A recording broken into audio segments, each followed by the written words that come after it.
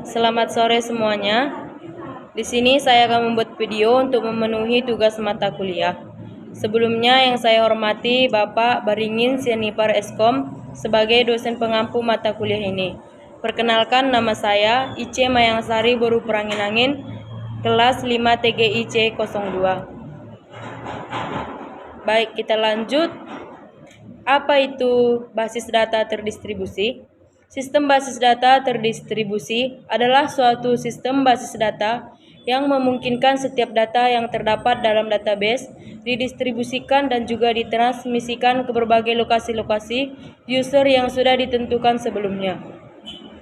Basis data terdistribusi adalah kumpulan data logik yang saling berhubungan secara fisik, terdistribusi dalam jaringan komputer yang tidak tergantung dari program aplikasi sekarang maupun masa yang akan mendatang.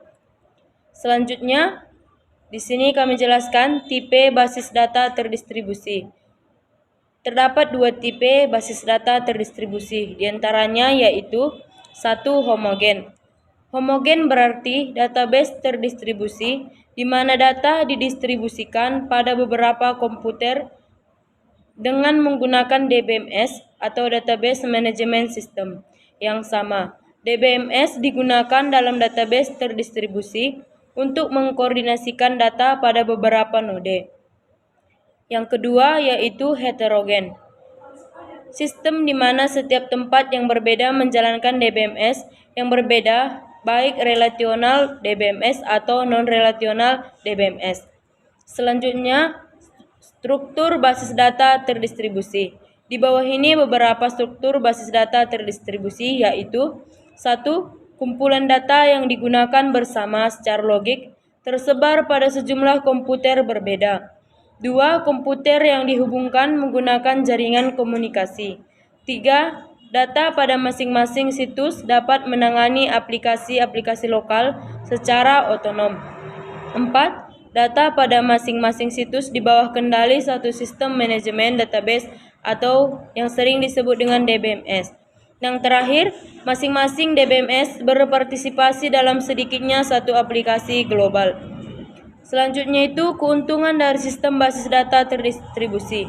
Berikut beberapa keuntungan dari sistem basis data terdistribusi. 1. Pengelolaan data yang didistribusikan bisa dilakukan secara transparan. 2. Pengembangan pada sistem basis data yang mudah dikembangkan. 3. Kinerja dari sistem basis data menjadi lebih meningkat. 4. Berkaitan erat juga dengan kinerja dari keseluruhan perusahaan. 5. Dapat mendukung ketersediaan data yang meningkat. 6. Mudah untuk digunakan oleh usernya. Dan yang terakhir itu ada keuntungannya, mudah dalam pengaksesan data dari database menjadi lebih mudah untuk dilakukan. Dan sekarang kita masuk ke kekurangan dari sistem basis data terdistribusi. Kekurangannya yaitu 1. Meskipun mudah untuk dikembangkan, namun demikian bisa pengembangannya cukup tinggi. 2. Kapasitas yang harus diperbesar. 3. Terkadang sulit untuk melakukan proteksi terhadap jaringan.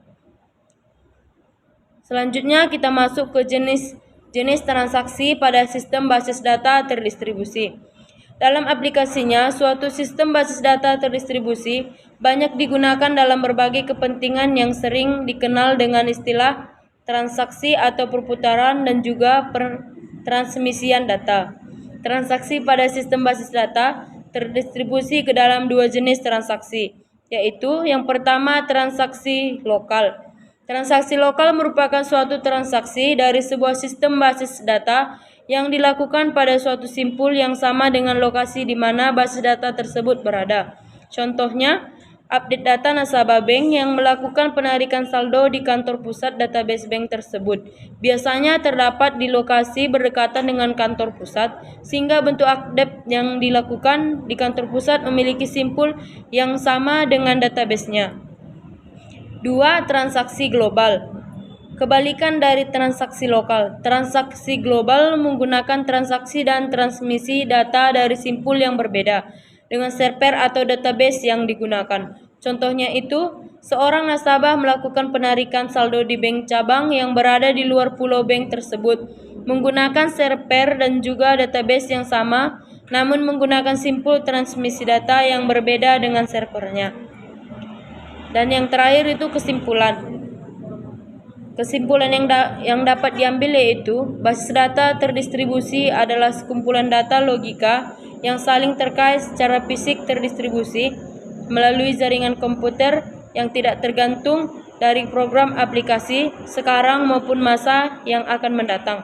Dan dengan menggunakan sistem basis data terdistribusi akan meningkatkan ketersediaan data dalam proses pengadaan barang.